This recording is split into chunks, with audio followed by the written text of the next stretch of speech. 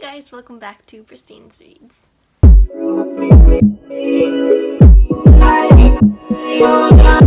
So today I'm going to be reviewing The Shadowed Mind by Julie Cave. This is the second book in the Dinah Harris mystery series. 4 books in here. This is the second one. And my favorite one out of the entire series. So, let's get started. First off with the summary. This book looks small, but don't be deceived. There's like so much that happened in here. It's probably going to take me like half an hour to explain it. But I'm going to try to keep it concise and as clear as possible.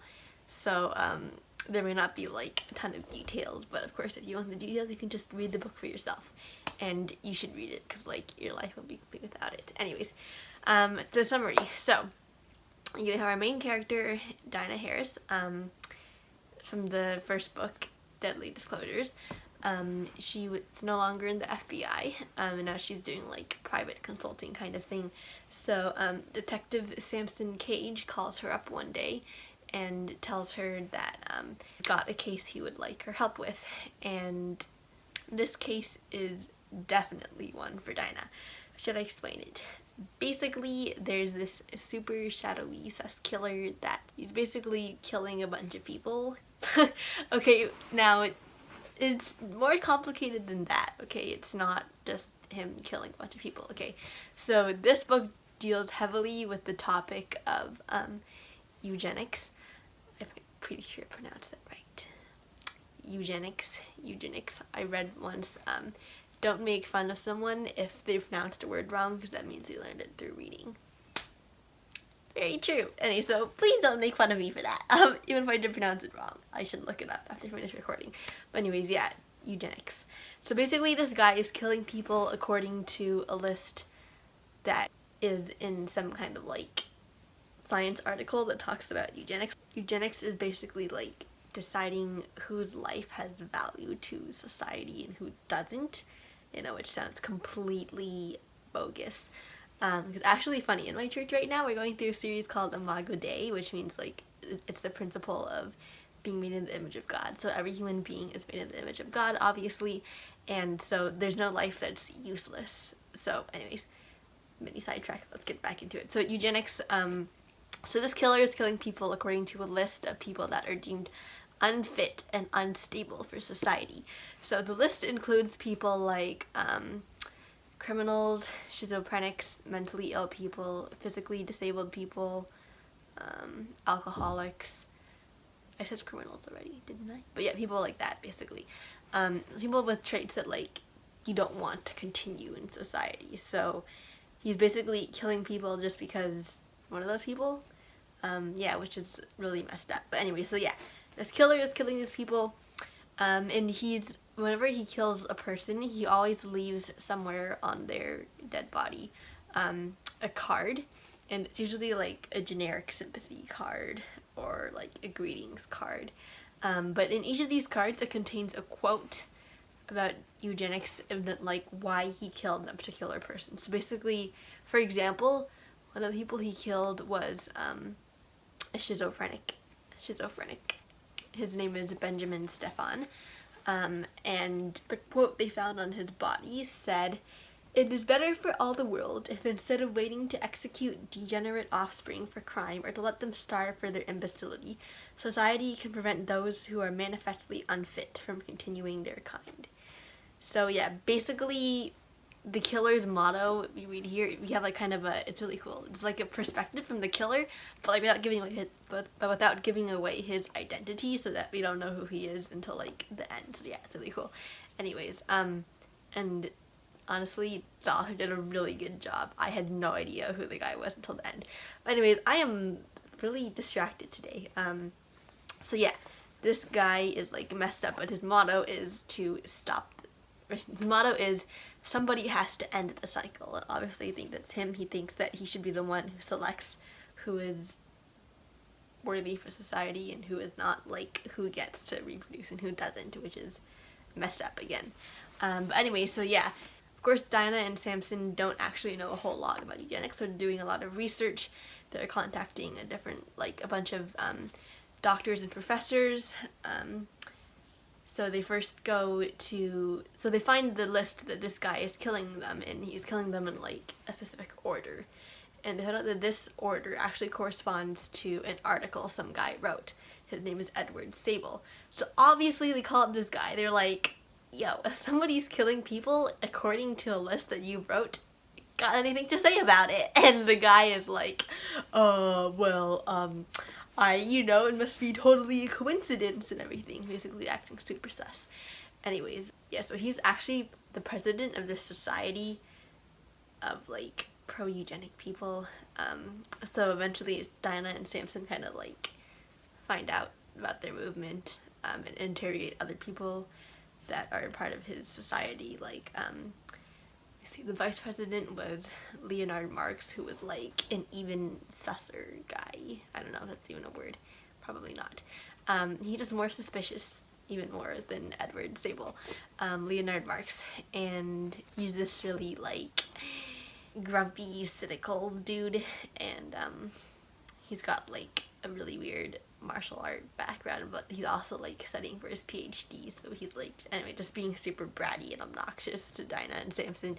And then there's Susan Epping, a kind of like oldish lady that is also sus, but not as much as Edward and Leonard. But anyways, yeah, so you've got the sus people over there, and yeah, so anyways, it all comes down to a point when the next person on the list is an alcoholic, and Dinah receives a card one day to her house that says, "You're next." And Dinah's like, well, I just got death threatened, but the stupid thing is she doesn't tell anybody about it. She just locks all her windows and doors. And yeah. Anyways, but Samson eventually finds out and he gets like really mad at her, so there you go. So they're finding all these like people, and so you got the sus people over there, the 3 sus people. There were at least like 4 people dead, maybe 5, can't remember, 4 or 5 people. And you've also got, I forgot to mention, you've also got their friendly crime scene lab technician, Zach, and we've also got their also trendy college professor guy that's helping them research eugenics, Dr. Nelson Sharp. And we've also got this other storyline with, like, kind of a sub-storyline with Ella Barnett. This is going to sound completely unrelated, but she has a dad, has dementia, no, Alzheimer's, but they're similar. Anyways, her dad has Alzheimer's. Yeah, he's basically, like, kind of crazy, so he can't remember anything, obviously. But the only thing that he can, like, say to Ella is that he's looking for these 2 boys called Peter and Henry, and he needs to apologize to them for some reason. So Ella is like, what? You're just crazy. What is wrong with you? So basically she's, like, being super stressed out. She's, like, living with her dad by herself because she and her brother didn't want to put him into a nursing home. Well, at least until he got much worse, because he wasn't, like, gonna die soon. He just couldn't remember anything, basically. So anyways, yeah, we've got that storyline over there. And then let me just give a little bit of a tie-in, and then I'll wrap up the summary. So, on one of the bodies, Dinah and Samson, you know, like the card I told you about, the killer leaves with the quote thing. So in one of the cards, there's also a photo.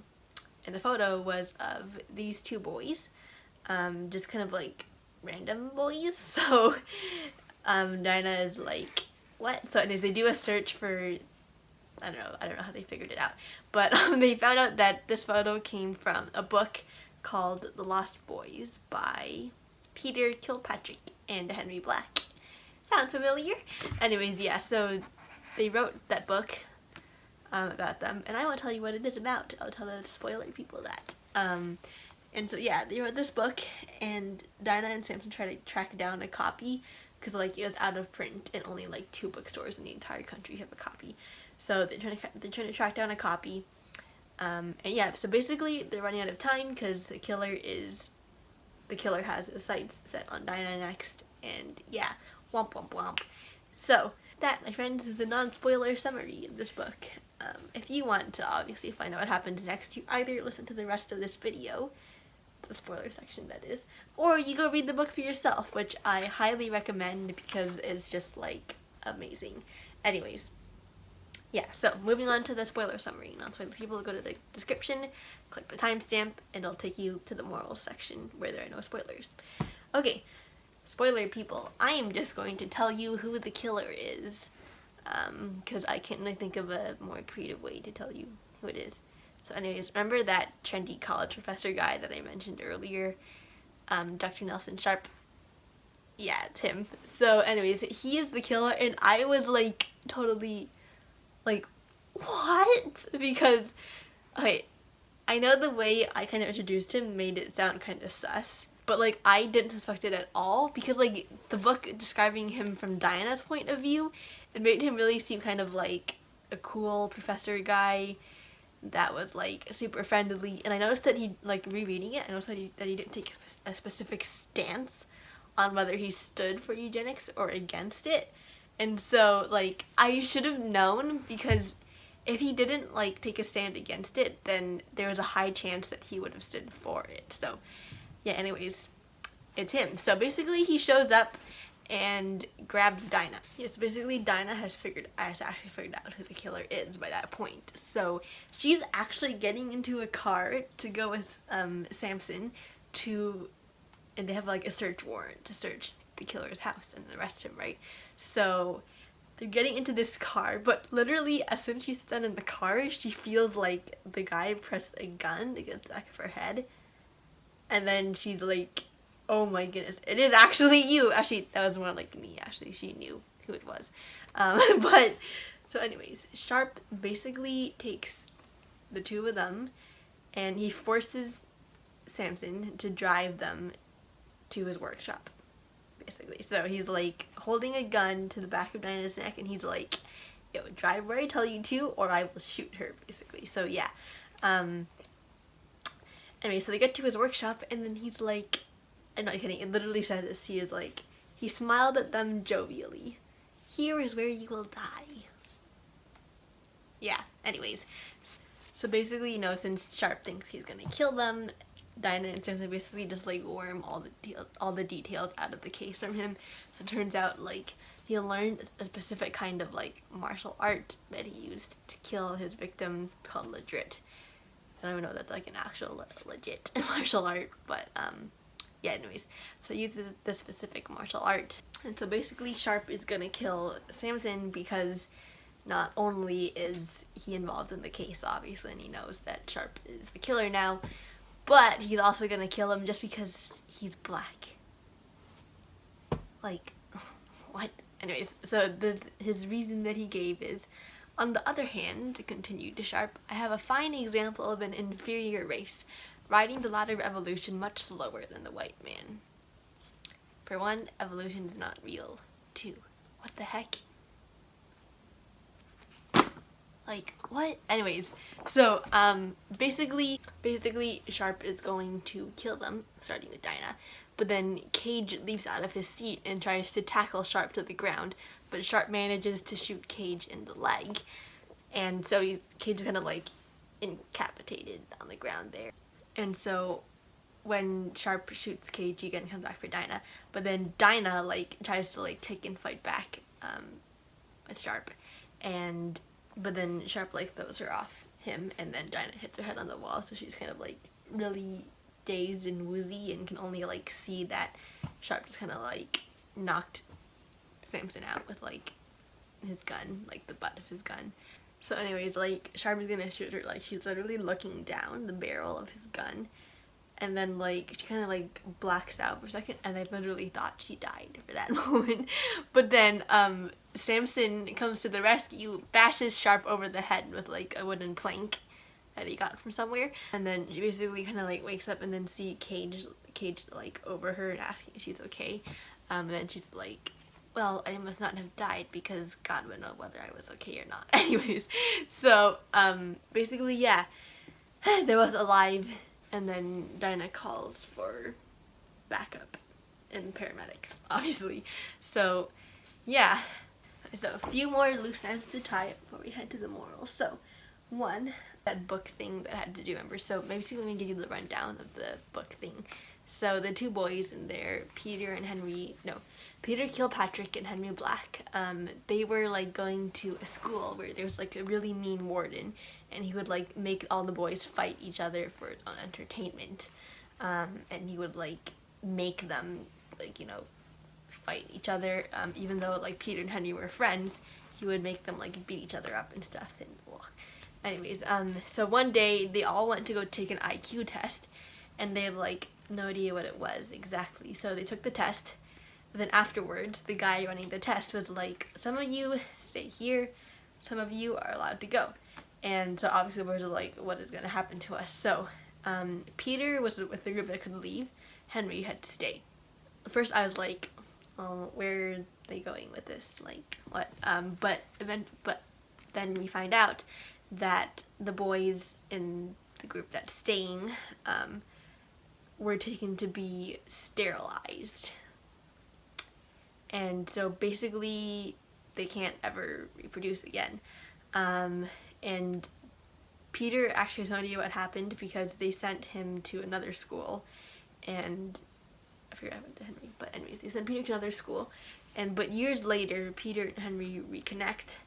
Henry is like this process completely turned his life downhill, and he's like doing drugs and drinking and everything, and it's just like terrible. So Peter is like, okay, in a good way, he's like, "What happened to you, man?" So basically, Henry tells him his entire, like, what happened, and Peter is like stunned because he didn't know that happened to Henry. So they write a book, which was the Lost Boys book, about their experience, and then Henry commits suicide later. So yeah, tragic. And guess what? The warden that started the whole practice of like making them fight each other was Ella Barnett's dad, who had Alzheimer's, and that's why he was trying to find Peter and Henry, because he wanted to apologize to them so badly. But then Henry is dead. So yeah.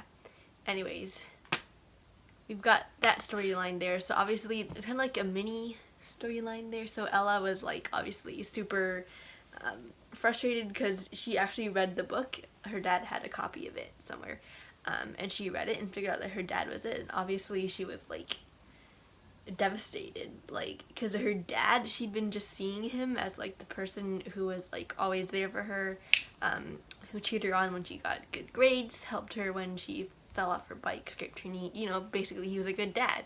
But then she figures out that he was like a monster. There's that storyline there. Actually wait, there's another part.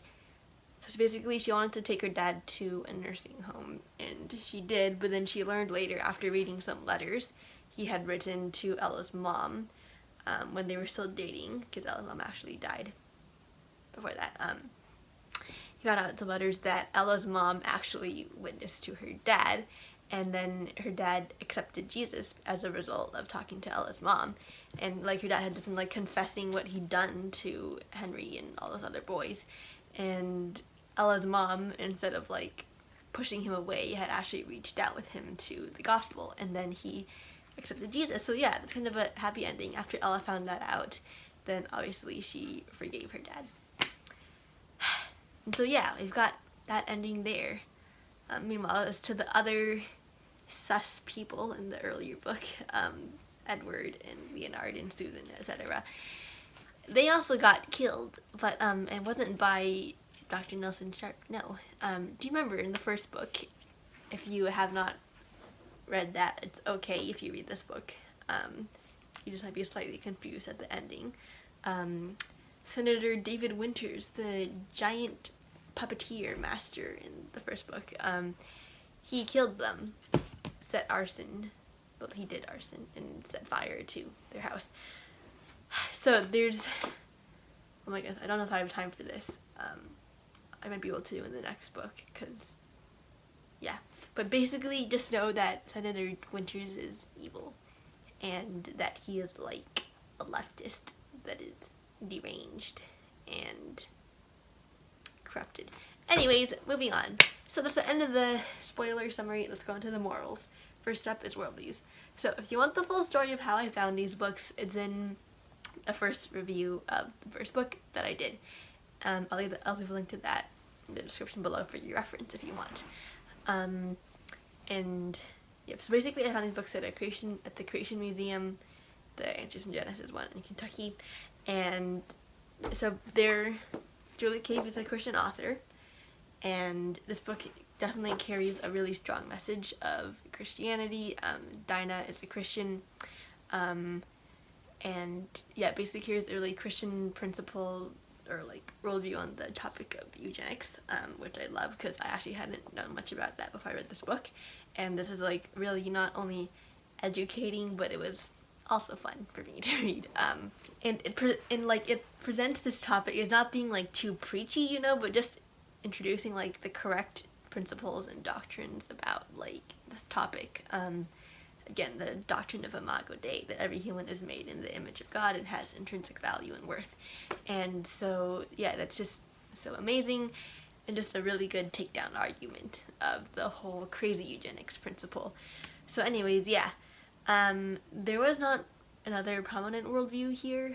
Actually, well, I guess the prominent worldview would have been like, I guess Sharp was an atheist, so that's his worldview there. But yeah. Anyway, moving on to foul language, and there are like 0 bad words here, like literally nothing. Moving on to violence. This is again a murder mystery novel, so there is some killing, I'll tell you that. Again, but there's nothing like yes, there is killing if I just explain it to you until you're basically, oh, a bunch of people died, and you're like, whoa. But I mean, it wasn't like gory or bloody or anything. So yeah, but definitely I would advise caution for the murders that did take place, but they're conducted in a clean way. But yeah, anyways, moving on to alcohol. So there were, again, Diana is a recovering alcoholic. She used to be an alcoholic, but now is not. And she's seeing a counselor for her condition. She went through the rehab, and she's going to church, so she's basically on the path to recovery. There is a scene when she gives in to her temptation again to drink. Also, just a brief note on the racism side. At the end, there was a person wanting to kill another person just because they were black, and for another reason too, but because they were black anyways. But that was just like a really quick mention there, but it wasn't really a theme throughout the book, it was just a quick mention there at the end. So yeah, I'll just add it in there as the racism section. Got romance, because there is basically 0 romance in this book. There's one section where we meet Samson's wife, Emily, but that's literally it. Oh yeah, there's also okay, there's also a place where they mentioned some boys having to be sterilized. So yeah, but there's like no first-hand accounts of that. Okay, so it's just mentioned in like the 3rd person. Okay, now moving on to my rating recommended age level. I'm gonna rate this 5 stars. This is like my favorite mystery book of all time. I'm not kidding you, okay? This is like one of those books where your life will not be complete without reading, so read it. Anyways, but yeah. Again, just the mystery part was like so good. I love the parts where you could like see from the killer's point of view, but like I had no idea who he was reading from his point of view. But then when I found out who he was, I was like literally shell-shocked. I was like, what? Him? But anyways, yeah, so amazing overall. As for the rating recommended age level, I am gonna put that at like 13 plus, because again, this does contain several murders. Again, it addresses the heavy topic of eugenics, which younger kids will probably not understand. And yeah, but this is also, I feel like it's also a good adult level book too. So yeah, just really amazing. Like, it's literally the best Christian / thriller / suspense / murder that I've ever read. So yeah, I can't think of any other book that tops this. So yeah, anyways, I recommend this. I can't recommend this to you enough, okay? So I've just got 2 words to say to wrap this up, and that's read it. So yeah, thank you guys so much for watching this video. If you enjoyed it, please give a thumbs up down below and subscribe to my channel for more great reviews just like this and other fun book content. And I upload every Sunday. So I'll see you guys next week. Bye!